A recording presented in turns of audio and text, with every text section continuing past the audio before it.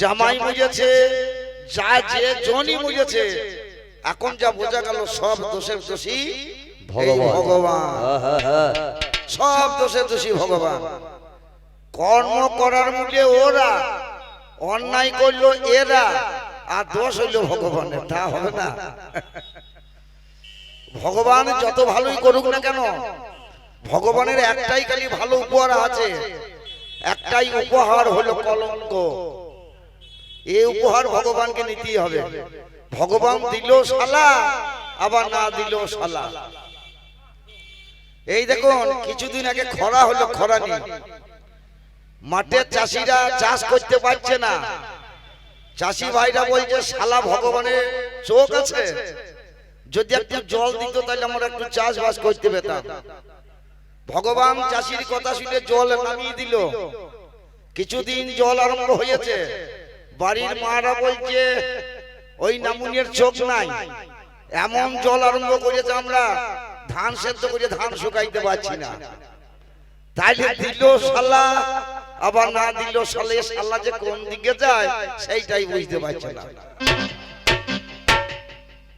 শোনো, সব জায়গায় এক করতে যেও না।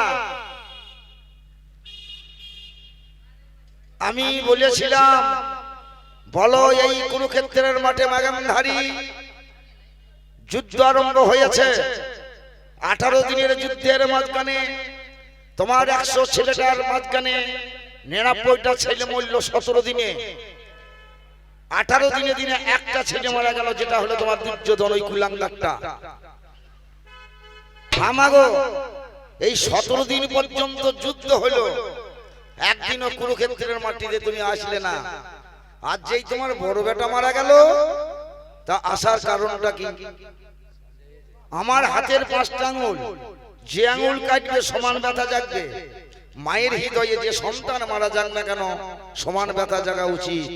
ও মা, তোমার 99টা ছেলে মরলো, ব্যথা জাগলো না, আর বড় বেটাটা মরলো, এত ব্যথা জেগে উঠলো কেন? একটু ব্যাখ্যা করে বলো। কি শুনলেন না? এই কুরুক্ষেত্রের মাঠে, কুরুক্ষেত্রের মাঠে নারী আসা নিষেধ ছিল 18 দিন, যার জন্য আসা হয়নি। 18 দিন এই কুরুমাটিতে নারী আসতে পাবে না। আচ্ছা, আজকে দিনটা যেটা তুমি এসেছো, এটা 18 দিন বটে তো? চলো মহাভারত খোলো। আজকে 18 দিন বটে তো? এখনো রাতটা বাকি আছে। এই রাত ঘুরাইলে তবে হবে 18 দিন। এখনো পর্যন্ত 17.5 দিন আছে, আর তুমি বলছো 18 দিন পর্যন্ত আসা নিষেধ। তাহলে আজকে তুমি এলে কেন? আজকেও তো 17.5 দিন। এর মাঝখানে তোমার যে কি রহস্য আছে সেটা আমি বুঝতে পারছি না। সব জিনিসে এক করলে হয় না। ওই 17.5কে 18 করলে হবে না। 17.5 তো 17.5। ছেলে বাবা মায়ের সঙ্গে মেলা দেখতে গিয়েছে বললেন, তা ছেলে মেলা দেখে আসার সময় এবার বাড়ি আসবে, মাকে বলছে মা একটা আইসক্রিম কিনে দাও খাই। মা বাচ্চা ছেলে তো একটা আইসক্রিম কিনে হাতে ধরিয়ে দিয়েছে। ছেলে আসছে, ছেলের বাবা আসছে, ছেলের মা আসছে, ছেলে আইসক্রিম চুষতে চুষতে আসছে। কারণ হঠাৎ হাত থেকে ফসকিয়ে ধুলাই পড়ে গিয়েছে। বাচ্চা ছেলে ওই আইসক্রিমটা কুড়িয়ে খেতে যাচ্ছে। মা আইসক্রিমটা কেড়ে নিয়ে ছুঁড়ে ফেলে দিয়ে বলছে, বাবা খাই না, ধুলো লেগেছে, খায়, ফেলে দে। ফেলে দিয়ে আবার একটা নতুন আইসক্রিম কিনে দিয়ে ছেলের হাতে ধরিয়ে দিয়েছে। এইবার সবাই হাঁটতে হাঁটতে আসছে। ছেলের বাবা আসতে আসতে ছেলের বাবা এখন পড়ে গিয়েছে। যেই হজর গিয়ে পড়ে গিয়েছে, ছেলের মা তখন ছেলের বাবাকে তুলছে হাত ধরে। ছেলে বলছে, মা বাবাকে ফেলে দাও, বাবা ফেলে দাও। কেন রে? বাবা ধুলোয় পড়ে গিয়েছে। নতুন বাবা বলছে, আবার একটা নতুন বাবা এনে তুমি ফেলে দাও। মা বলছে, বাবা সব কথা সব সময় চলে না, একটু হিসাব করে বলিস। তুমি যে কথাটা বলছো, এই কথাটা আজও পর্যন্ত 17.5 দিন তোমার হিসাব হয়েছে? ভগবানের মাঝখানে কোনো কলঙ্কই নাই। আপনারা জানেন ভগবান হলেন সর ঐশ্বর্যের মালিক। ঐশ্বর্যস্য বীর্যস্য যশস্বী জ্ঞান বিবেক আর বৈরাগ্য যার মাঝখানে বর্তমান তিনি হলেন ভগবান। তার মাঝখানে কোনো কলঙ্ক এবং কোনো কালিমা থাকতে পারে না। তাহলে ভগবানের মাঝখানে যদি কলঙ্ক কালিমা থাকতে পারে না, তুমি সেই কলঙ্ক ভগবানের মাঝখানে দিচ্ছ কেন?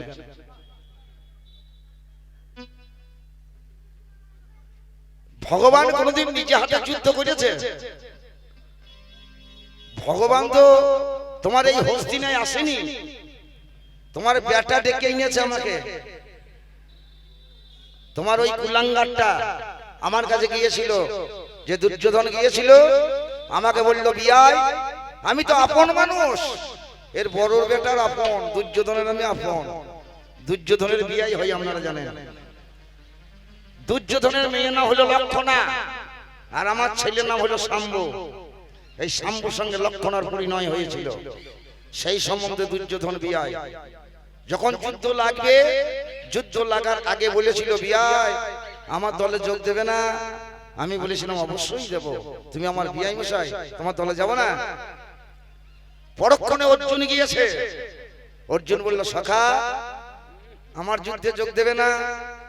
বিপদে পড়ে গেলাম, দুটোই তো আমার সমান। এ হইল সখা আর ও হইল বিয়াই, দুটোই আমার আপন। আমি বললাম বিয়াই ওগো সখা, কাকে ছাড়ি আর কাকে ধরি? তবে একটা কথা শোনো, আমি প্রতিজ্ঞা করছি সকালে উঠিয়া যার প্রথম দর্শন করব তার সঙ্গে আমি যুদ্ধে যোগ দেব। এটা শোনো, আমার কথা নয়, এটা শাস্ত্রের কথা। রাতের বেলায় ভগবান কৃষ্ণ শয়ন মন্দিরে গিয়ে শুলেন এবং দুটো আসন পেতে রাখলেন। একটা রাজ সোনার সিংহাসন আর একটা শুধু কম্বলের আসন। সোনার সিংহাসনটা মাথার দিকে রেখে দিলেন, আর আসনটা পায়ের দিকে রেখে ভগবান চিত হয়ে শুয়ে বলল। এর বড় বেটা অহংকারী নিজে মনে মনে ভাবলো আমি রাজার বেটা, তাহলে আমি রাজার বেটা হয়ে রাজপাত্র আমার পক্ষে একমাত্র দরকার। রাজ সিংহাসনে বসে বলল মাথার ধারে গিয়ে। পরক্ষণে অর্জুন এসে ওই পদতলে ছিল আমার আসন পাতা, আসনে বসে চুপ করে ভজনা করছে, হে গোবিন্দ যেন মুখ দর্শন আমার হয়, মনে মনে ভাবছে। আর রাজার বেটা অহংকারে পাটা তুলে দিয়ে সেই রাজ সিংহাসনে বসে আছে, আর পাটা নাড়াইছে, যত ধুলো ওই দুর্যোধনের পায়ে ধুলাগুলা গোবিন্দের মাথায় পড়ছে। ব্যাপারটা দেখো। এইবার আপনারা বিচার করুন, ভগবান আছে চিত হইয়া শুয়ে। কোন মানুষ যদি চিত হইয়া শুয়ে থাকে, নিদ্রা যদি ভঙ্গ হয়, আচ্ছা নজরটা কোন দিকে পড়বে গো? পায়ের দিকে পড়বে না মাথার উপর দিকে পড়বে? কোনটা? কবি গান হবে সারা রাত গান, আমরা বুঝে বুঝে শুনুন। আজকে পারছি না গান, তো আমার আবার কালকে গান শুনতে পারলে হবে, গান শুনুন। তাহলে পায়ের দিকে নজর যাবে। ভগবান দেখছে অর্জুন আমার পদতলে বসে আছে, উঠে বসে বলল, মনে মনে চিন্তা করলাম তাও আজকে যদি অর্জুনের দলে যোগ দিই, আমার বিয়াই মশাই দুর্যোধন একটু দুঃখ পাবে। সঙ্গে সঙ্গে ভগবান কৃষ্ণ নিজের অঙ্গ থেকে 11 ঔপহিনী সেনা, যাকে বলা হয় নারায়ণী সেনা, সৃষ্টি করলেন। 11 ঔপহিনী নারায়ণী সেনা গোবিন্দ নিজের অঙ্গ থেকে সৃষ্টি করলেন। একদিকে সেনাদেরকে রাখলেন আর একদিকে নিজে দাঁড়াইলেন। দুর্যোধনকে বলল বিয়াই কোন দিকটা বেছে নেবে না? দুর্যোধন অহংকারে বলল তোমার মতন একা কৃষ্ণ আমার কিছুই করতে পারবে না, কাজে ওই সৈন্যগুলো দরকার। বলো তো তুমি যখনই বলে গেলে ভগবান তোমার মাঝখানে বৈষম্য কেন? এটা আমার মাঝখানে বৈষম্য না তোর পেটটা আমাকে ছুঁড়ে ফেলে দিল?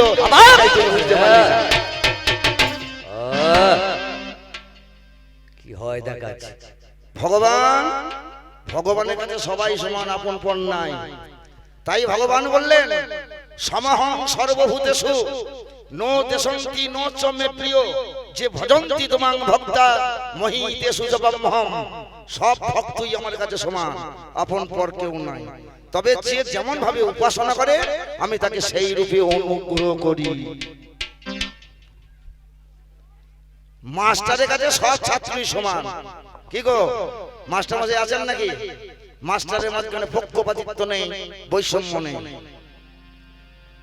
তবে স্কুলে গিয়ে যে ছেলে যেমন কর্ম করবে তার তেমন নাম্বার উঠবে।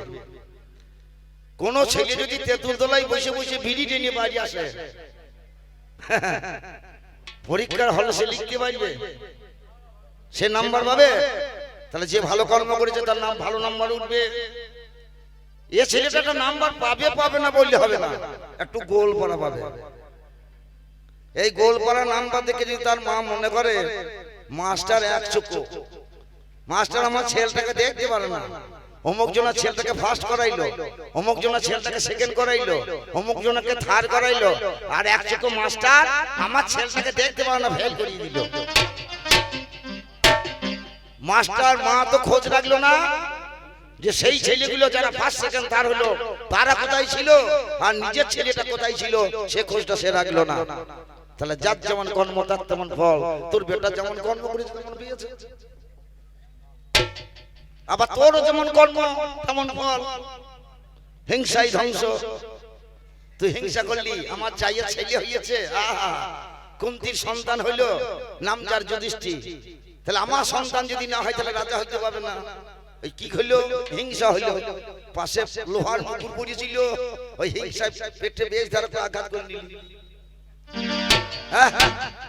আচ্ছা বলুন তো, পেটে সন্তান আছে, মা যদি পেটে মুকুর মারে, লোহার মুকুর, ছেলে বেঁচে থাকবে? কি হবে? তাহলে হিংসা দিদি ধ্বংস। ছেলে করে তো তুই মেজে রেখেছিস। হ্যাঁ, ছেলে করে তো পেটে মরে গেছে রে। এই মরা ছেলে আর কি বাঁচবে? এই কাঁচের ঘরে ভোগে যা হয় আর যত কম থাকে।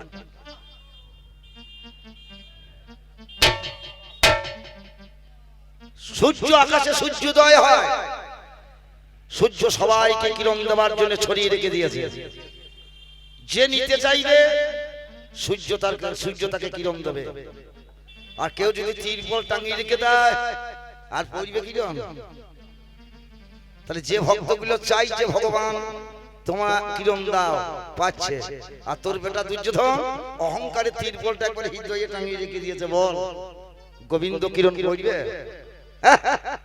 চাইলো পায় না, নেওয়ার একটা আধার থাকতে হবে বা ইচ্ছা থাকতে হবে। তুমি বললে না, আমি বলেছিলাম মা গান্ধারী বেশ তুমি যখন আসলে কুরুক্ষেত্রের মাঠে, তাহলে মেয়ে সেই তুমি দিনের বেলায় আসতে পারতে, কারণ যুদ্ধটা তো দিনের বেলায় হলো, রাতের বেলায় নিজে নিজের বাড়ি চলে গিয়েছে। তাহলে সবাই চলে গেল, তুমি দিনের বেলায় না এসে রাতে আসলে কেন? কাকা প্রশ্ন করেছিলাম, সবাই ছিলেন না, কেউ কেউ ছিলেন। আচ্ছা প্রশ্ন করেছিলাম, এর মাঝখানে কি পেলেন বলুন আগে? পেয়েছেন তো? হয় হ্যাঁ কিংবা না বলতে পারে, কবি গান হবে। পান নাই, মাল ভুলে গিয়েছে। আচ্ছা টাকা দিলেন কেন? ওই অর্জুনের বিশ্বরূপ দর্শন করার জন্য। অর্জুনের বিশ্বরূপ দর্শন হচ্ছে, তো তোমার বলা কি দরকার? সে একটা ভক্ত, ভগবান তাকে দর্শন করাইছে 18 যুগের মাঝখানে। তাই এই কথাটা তোমার বলা দরকার কি? এটা তোমার বলার কথা নয়, মানে ওটা মুখস্থ আছে বলে বলতে হবে নাকি? ওটা তোমার মুখস্থ কথা। যেখানে খেলা সেইখানে খেলতে হবে। আমার মনে হয় এই টাকাগুলো তোমার ওই গান শুনে দিয়েছে বলে আমার মনে হয় না। তোমার সব মনে হয় দেওয়া ছিল, আর তা নাহলে কিছু বন্ধু বন্ধু পাতন আছে মনে হয় এখানে, বুঝলে? নাহলে এ টাকা দেয় কি করে? গান গাইলে না আর টাকা দিয়ে গেল। এক দাড়িওয়ালা কীর্তনিয়া, বুঝলেন, দাড়িওয়ালা কীর্তনিয়া কীর্তন গাইতে গিয়েছে, এমন কীর্তন গান ধরিয়েছে শ্রোতা সব পালিয়ে গিয়েছে, সবাই পালিয়ে গেছে। একজন বসে আছে, একটা বুড়িমা বসে আছে। কীর্তনিয়া ব্যাখ্যা করছে, দেখুন আমার এই গান আপনারা উপলব্ধি করতে পারলেন না তাই চলে গেলেন, কিন্তু আমার বুড়িমা উপলব্ধি করছে। বুড়িমা বলছে, বাবা কীর্তনিয়া তোমার গান আমার ভালো লাগছে না। তা বলছে, হ্যাঁ বুড়িমা, আমার যদি গান ভালো না লাগে তাহলে আপনি কাঁদছেন কেন? তা বলছে, আমি কি সাথে কাঁদছি? তোমার ওই দাড়ি দেখে কাঁদছি। কি হইল? তুমি দাড়িওয়ালা কীর্তনিয়া, আর আমার একটা ছাগলের পটা ছিল, বুঝলে, এই পটাটাও দাড়ি ছিল। পাটাটা এখন হঠাৎ মুড়ে গিয়েছে, তোমার গান শুনতেছি, ওই দাড়ি দিকে আমার পাঁটটা মনে পড়ছে, পাঁটটার জন্য কাঁদছি, তোমার ওই কীর্তনের জন্য কাঁদি।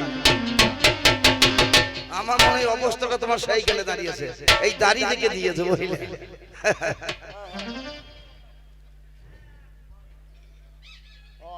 আমি বললাম বলো মা গান্ধারী, তোমার বাবার রাজ্য ছিল, তোমার বাবার নাম হলো সুবল রাজা।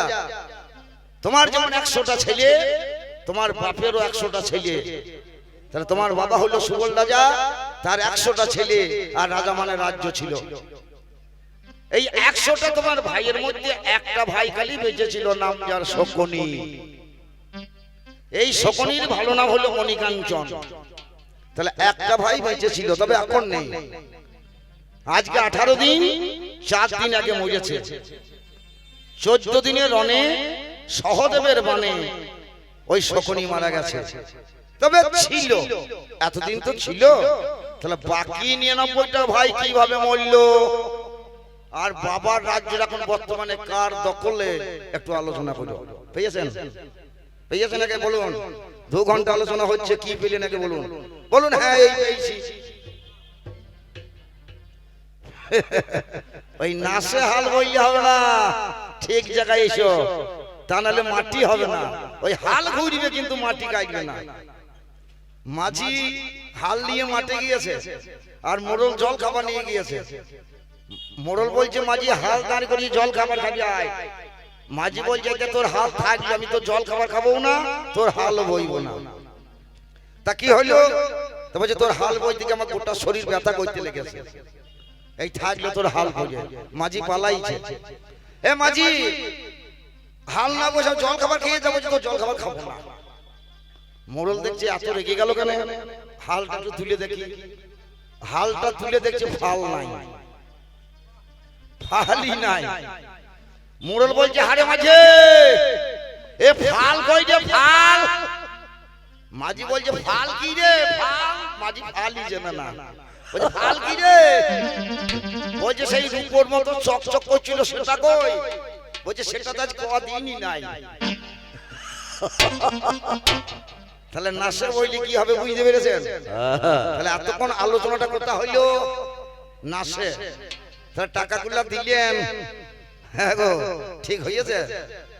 দেখি কতগুলো টাকা আছে আগে দেখি, তা নাহলে জানবো যে দেওয়া টাকা। আর তা নাহলে যাদের দিয়েছিল ওই কোটাই ছিল, আর বেশি নাই। শোনো, আজকে ভগবান কৃষ্ণ যুদ্ধের মূলে, ভগবানের কাছে বৈষম্য নাই। শুনে রাখো, আজকে তোমার বাবার রাজ্যটা কোথায়, 100 ভাই কিভাবে মরল। আজকে আমাকে বলছো যুদ্ধের দায়ী, কোনোদিনও না। তোমার বেটার কাছে আমি একদিন গিয়েছিলাম, দুর্যোধন মারামারি করা ভালো নয়, যুদ্ধ করা ভালো নয়, ভাই হয়ে ভাইকে রাজ্যটা অর্ধেক বন্টন করে দাও। তোমার বড় বেটা কি বলেছিল জানো? বলেছিল কৃষ্ণ সুচক্র মেদিনী যাহা উঠিতে না পারে, বিনা যুদ্ধে পাণ্ডবে দেব না ছেড়ে। এটা আমার বাবার কথা নয়, এটা তোমার বেটার কথা। সূচের আগাই যে মাটিটা উঠবে, যতক্ষণ পর্যন্ত যুদ্ধ না হয়েছে তার আগে পর্যন্ত পাণ্ডবদেরকে আমি রাজ্য ছেড়ে দেব না। কি গো, একটু মাটি আমি দেব না। হ্যাঁ গো, এই যুদ্ধ করার ইচ্ছা ছিল কার? সূচের আগাই যে মাটিটা উঠবে, যুদ্ধ না করা পর্যন্ত দেব না। তাহলে আমি যুদ্ধ করবো বলেছিলাম না তোর বেটার মন ছিল? একটু ভালো করে বল।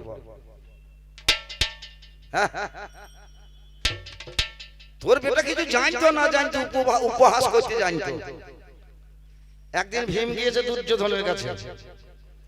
দুর্যোধন ভীমকে দেখে বলছে আয় আয় পবন নন্দন, মানে পবনের বেটা আয়। ভীম মনে মনে ভাবলো দুর্যোধন আমাকে পবনের নন্দন বললো কেন? দাদা যুধিষ্ঠির কাছে কি বলছে, দাদা দুর্যোধন আমাকে পবন নন্দন বললো। তা যুধিষ্ঠির বললো ভাই যদি আবার কোনোদিন বলে, কোনোদিন যদি বলে তুই বলিস যাই যাই অজানন্দন। এইদিকে লক্ষ্য রাখুন, গান ফুরিয়ে যাবে চলে যাব, কিন্তু আপনারা বুঝতে পারবেন না। লক্ষ্য রেখে যাই যাই অজানন্দন মানে বলিস ছাগলের পাটা ছেড়ে যাই বলিস। এইবার পরের দিন যখন ভীম দুর্যোধনের কাছে গিয়েছিল, দুর্যোধন বলছে আয় আয় পবন নন্দন, ভালো আছেন? বেশ বেশ বেশ, অনেকদিন পর দেখা হইল, বেশ ঠিক আছে, আচ্ছা আচ্ছা, আয় আয় পবন নন্দন। আর ভীম বলল যাই যাই অজানন্দন, মানে ছাগলের ঠোঁটটা ছিঁড়ে যায়। কথা শুনে দুর্যোধন মায়ের কাছে গিয়ে বলছে মা, ভীম আমাকে ছাগলের ঠোঁটটা ছিঁড়ে বললো কেন? বলে বাবা আর গোপন রাখবো না, তবে শোন, যেদিন আমি পিতার ঘরে ছিলাম কুমারী অবস্থায়, সেদিন আমি আমার মায়ের কাপড় পরে সন্ধ্যা দিতে গিয়েছিলাম, আর আমার বাবা আমার কাপড়টা টেনে ধরেছিল, আমার মা মনে করে। তবে একটা কথা বলবো, মা হয়ে মেয়ের কাপড় পরা উচিত নয়, আবার মেয়ে হয়েও মায়ের কাপড় পরা উচিত নয়, এটা সত্য কথা, যেটা মহাভারতের মাঝখানে ঘটেছিল। গান্ধারী তখন বলছে বাবা, আমার বাবা সুবল রাজা আমাকে মা মনে করে আমার কাপড়টা টেনে ধরেছিল। পরক্ষণে দেখলো এই আমার গান্ধারী, আমার বাবা সুবল রাজা মনে মনে ভাবছে এ তোমার কন্যা, আমি কি কাজ করলাম? আমি আমার মেয়ের কাপড় ধরে টানলাম, প্রতিজ্ঞা করলো সকালে উঠিয়া যার প্রথম মুখ দর্শন করব তার সঙ্গে আমার কন্যার হবে পরিণয়। এই প্রতিজ্ঞাবদ্ধ হয়ে সেদিন ধৃতরাষ্ট্র ঘোষণা করে দিল। এইবার সকালবেলা যেই হইল, দেখছে দ্বারে একটা ছাগলের পাঁটা শুয়ে আছে। এ মতো সময়ে প্রতিজ্ঞার পালনের নাম হলো ধর্ম। সেই পাঁটাটাকে নিয়ে এসে ছাদনা তলায় 7 ভাগ ঘোরাইছে। আর সুবল রাজা মনে মনে ভাবছে আমি হলাম রাজা, আমার মেয়ে হলো রাজকন্যা, ওই ছাগলের পাঁটার সঙ্গে যদি পরিণয় হয় তাহলে আমাকে সমাজ মানবে না, রাজা বলে মানবে না। তখন সখীদেরকে দিয়ে, ওই গান্ধারী সখীদেরকে দিয়ে ওরে সাপের পাতা কানে সর্ষে পুড়িয়ে সত্যিকারে সেদিন পাঁটাটাকে মৃত্যু ঘটিয়েছিল। পাতা যখন মৃত্যু ঘটে গেল, আপনারা জানেন মেয়েরা ছেলেরা যায় মেয়ের বাড়িতে বিয়ে করতে, আর মেয়েটাকে নিয়ে চললো ছেলের বাড়িতে বিয়ে দিতে, লগ্ন ভ্রষ্ট হয়ে যাবে বলে ওই মেয়েটাকে নিয়ে চললো ধৃতরাষ্ট্রের কাছে। ধৃতরাষ্ট্রের সঙ্গে পরিণয় হয়ে গেল। এই কথাটা যখন দুর্যোধন মনে মনে ভাবলো, তাহলে আমার দাদু তো ভালো ছিল না, একটা ছাগলের পাঁটার সঙ্গে আমার মায়ের বিয়ে দিয়েছিল, এই দাদুর বংশ আমি আর রাখবো না। এই বলে দুর্যোধন ওই দাদুর বংশকে ধরে নিয়ে গিয়ে কারাগারে ভুলে দিল। কারাগারে ভুলে খাইতে দিল কি ধান আর জল। আপনারা জানেন মানুষ ধান আর জল খেয়ে কি জীবন ধারণ করতে পারে? সবাই এক একে মৃত্যুর কবলে পড়ে গেল। 99টা ভাই মরল, একজনা খালি বেঁচেছিল, নাম যারে শকুনি, সুখে সুখে বেঁচেছিল।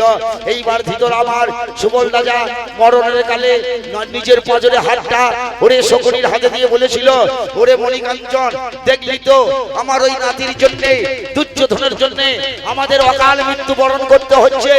আমি বলে রাখলাম শোন, এই পিতৃহত্যা ভাতৃহত্যা যেন প্রতিশোধ নি।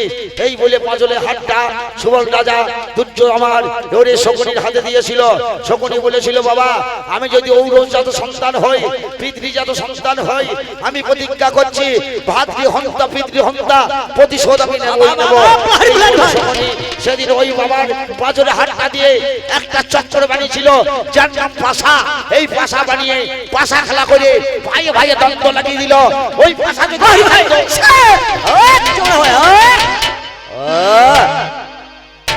আর গান করতে হবে, আগুন লেগে যাবে। গান করলি হয়ে গেল নাকি? যুদ্ধের মূল্যে ভগবান, তাহলে যুদ্ধের মূল্যে কে দেখ? তোর ভাই এসেছে ভাতৃহত্যা পিতৃহত্যা প্রতিশোধ নিতে। তাহলে বলো তো এই যুদ্ধের মূল্যে কে? ভগবানের মাঝখানে কোনো বৈষম্য থাকতে পারে না, আর ভগবান অন্যায় করতে পারে না। বলছে ঠাকুর, তুমি এমন কল পেতেছ, সেটা হলো মানুষ মারা কল। কৃষ্ণ কি বলবো আর বল, তুমি শুধু পেতে রেখেছ এই মানুষ মারা কল। ভগবান মানুষ মারা কল পেতে রাখে? যারা ভগবানের আশ্রয় নেয় তারা কোনোদিনও মরে না। ভগবানের আশ্রিত যারা, তারা কোনোদিনও মরে না। কেন বললাম? আশ্রয় করিয়া ভজে তাহে কৃষ্ণ নাহি তজে। আর জীবী মরা কারণ মায়ার সংসারে পড়ে 84 লক্ষ জনি ঘুরে অন্ধকার নরকে হয় তার পতন। তাহলে এই মায়ার সংসারে পড়ে আজকে আমার আমার আমার আমার আমার আমার করছি, কি গো আমার আমার করছি। হ্যাঁ, এই আমার আমারটা হলো অকারণ, এতে কৃষ্ণ প্রাপ্তি হয় না। যারা কৃষ্ণকে আশ্রয় করে তারা কোনোদিনও মরে না। বিদ্যাসাগর মহাশয় বর্ণ পরিচয় বই রচনা করলেন। প্রথমে কি লিখলেন? কর কর ধর ধর। প্রথমেই তো বর্গীর জল জল ফল ফল লিখতে পারতেন, কিন্তু কর কর ধর ধর লিখলেন কেন? জগৎকে শিখিয়ে দিল কর কর মানে কর্ম করো, আর ধর ধর মানে ধৈর্য ধৈর্য করো। কি ধৈর্য? গুরু ধৈর্য। যারা জগৎ গুরুকে একবার ধরতে পারে তাদের মরণ হয় না। ও মা, আপনারা জাঁতাতে কলাই ভেঙেছেন না? কলাই, সব কলাই ভাঙে।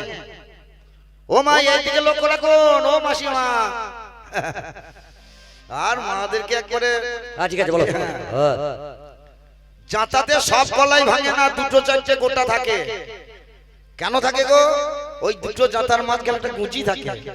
ওই গুজির পাশে পাশে যে কলাই গোটা থাকবে সে গোটা কিন্তু নষ্ট হবে না।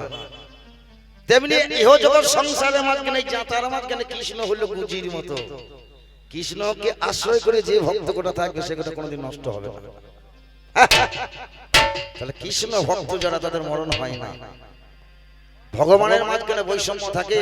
বলে হে কৃষ্ণ, তুমি ভক্ত বড়বড়িককে মারলে, হ্যাঁ, দুধের শিশু। যুদ্ধের আগে তুমি পরীক্ষা নিলে কে কদিনে যুদ্ধে পরিসমাপ্তি করবে? কে বললো 18 দিনে, কে বললো 10 দিনে, কে বললো 5 দিনে, কে বললো 3 দিনে। আর ওই দুধের শিশু বড়বড়ি ও বললো 1 নিমিষের মাঝখানে যুদ্ধ আমি পরিসমাপ্তি করব। ভগবান বললো মুখে বললে হবে না, তুই পরীক্ষা দে বেটা, তুই পরীক্ষা দে। ছেলে তখন পরীক্ষা দিল। তুন থেকে বান টেনে সিঁদুরে লাগিয়ে যে যেখানে বানাঘাতে মরবে সবাইকে চিহ্ন দিয়ে দিল। যে যে পানের আঘাতে মরবে, যেখানে আঘাতে মরবে সেই চিহ্ন দিয়ে দিল। আপনারা জানেন কর্ণে দিয়েছিল পৃষ্ঠদেশে, পিঠে বান রেখে মরল না। দুর্যোধনে দিয়েছিল উরুতে, উরু ভেঙে মরল। মানে যে যেখানে বানের আঘাতে মরবে সেইখানে সেখানে চিহ্ন দিল। ভগবান বলল হে সখা, হে ভক্ত, সবাইকে দিলে কই আমাকে দিলে না তো? বলে গোবিন্দ তোমার চরণ তলে দিয়ে রেখেছে। ভগবান ওই চরণে বানাঘাতে মারা গেছিল। আপনারা জানেন ভগবান নাকি তার মাথাটা কেটে নিয়েছিল। কারণ আছে। কাটলো কেন? ভগবান হলেন বিশ্ব চালক। যাত্রা মঞ্চে যাত্রা যারা অভিনয় করবার জন্য রোল নিয়েছে, তার আগে যদি রোল না করতে পায় কি গো, বইটাই নষ্ট হয়ে যাবে। তাদেরই বই নষ্ট হয়ে যাবে। ভগবান মনে মনে ভাবলো ভীমকে মারবো বলে, আমার দুর্যোধনকে মারবো বলেছে ভীম, কর্ণকে মারবো বলেছে অর্জুন, ভীষ্মকে মারবো বলেছে শিখণ্ডী, শিখণ্ডী বলেছিল আমি মরণের কারণ হয়ে দাঁড়াবো। সব নিজে নিজে প্রতিজ্ঞা হয়ে আছে। তাহলে আজকে যদি এই ছেলেটা 1 নিমিষের মাধ্যমে এই যুদ্ধ পরিসমাপ্তি করে দেয়, তাহলে যে যে কথা দিয়ে রেখেছে তার পালন হবে না। তাই ভগবান তার মাথাটা কেটে নিলেন। হ্যাঁ, আস্তে আস্তে বলি, তার মাথাটা কেটে নিলেন। ছেলে কাঁদতে লাগলো, ঠাকুর আমার মাথা কাটলে আমার দুঃখ নাই, তবে এই কুরুক্ষেত্র যুদ্ধটা আমার দেখার বড় আশা ছিল। ভগবান বলল ওরে ছেলে, তোর এই কাটা মাথাতেই যুদ্ধ দর্শন করবে, কাটা মাথাতেই যুদ্ধ দর্শন করবে। কাটা মাথাটা নিয়ে কুরুক্ষেত্রের মাঠে ঈশান কোণে নিম বৃক্ষে টাঙে রেখে দিলেন। ছেলে বলেছিল ঠাকুর এই যুদ্ধ যেন আমি দেখতে পাই। ভগবান বলেছিল তোর ওই মাথাতে কুরুক্ষেত্রে 18 দিন যুদ্ধ দর্শন করবি।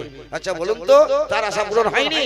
কৃষ্ণ ভক্ত ছিল বলি সেদিন কৃষ্ণ তার মান ডেকেছিল। যতটা ভক্তের দরকার ততটা দিল, আর যতটা পাপী পাওয়ার দরকার ততটা সেই পাপীকে দিল। তাহলে হ্যাঁ, আমি গানটা গোছাইছি, গোছাইতে দেন না, এবার ছেড়ে দিচ্ছি। যা একটা কথা বলি, শেষের কথা। ভগবান কিন্তু মারার মালিক নয়। ভগবান মারার মালিক নয়। মারার মালিক কে গো? যম। যম যখন দেখবে মাথার গোড়ায় এসে দাঁড়িয়েছে, বাঁচবো বললেও বাঁচা যাবে না নাকি? এটা সত্য কথা।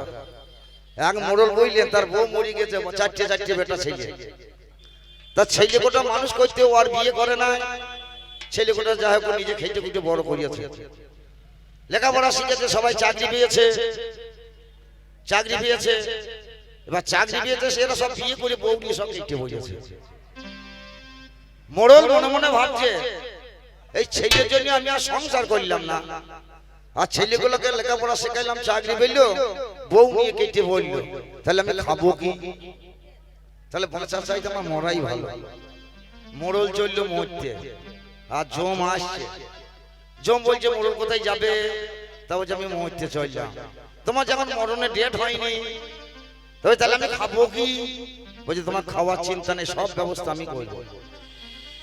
তুমি হাসপাতালে ঘুরবে, যখন দেখবে আমি কারুর পায়ের দিকে দাঁড়িয়েছি সে বাঁচবে, আর কারু যদি মাথার দিকে দাঁড়ায় সে তখন মরবে। মোড়ল এখন হাসপাতালে ঘুরে বেড়ায়। ডাক্তার পেশেন্ট দেখে বলে, এ শোন, এ বাবু আর বাঁচবে না, এর যা দেখছি ধাজ নাই, আর বাঁচবে না। ডাক্তার জবাব দিয়ে চলে যাচ্ছে, আর মোড়ল দেখছে না, এর পায়ের দিকে জমে কিন্তু বেঁচে যাবে। মোড়ল যা বলে তাই হয়। কোন একটা ছেলেটাকে দেখছে, বাচ্চা ছেলে, এই ঠান্ডা লেগেছে, একা দেখি কি হবে, সিরাপ লিখে দিলাম, বাড়ি নিয়ে গিয়ে খাওয়া দাও। মোড়ল দেখছে না, জমের মাথার দিকে বললে কি হবে, কিন্তু মরবে। ডাক্তার চলে যায়, মোড়ল বলে, শোনো ডাক্তার যতই বলো, এ ছেলে কিন্তু বাঁচবে না। ঠিক তাই হয়, মানে মোড়ল যা বলে তাই হয়। সবাই বলছে ডাক্তার দেখিয়ে লাভ নাই, ওই মোড়লের কাছে চল। সবাই মোড়লের কাছে যায় ডাক্তার দেখাইতে। মোড়লের এখন ভিজিট বেরিয়ে গিয়েছে, বাড়িতে চেম্বার খুলেছে, একবার গাড়ি আবার ফের হাঁকিয়ে ফেলেছে। হরি বল।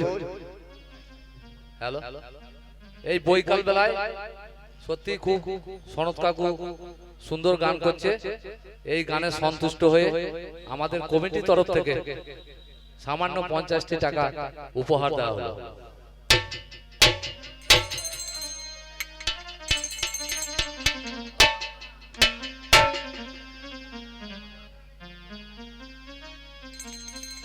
গান তো লাগাবো, আমি কি পালিয়ে গেলাম?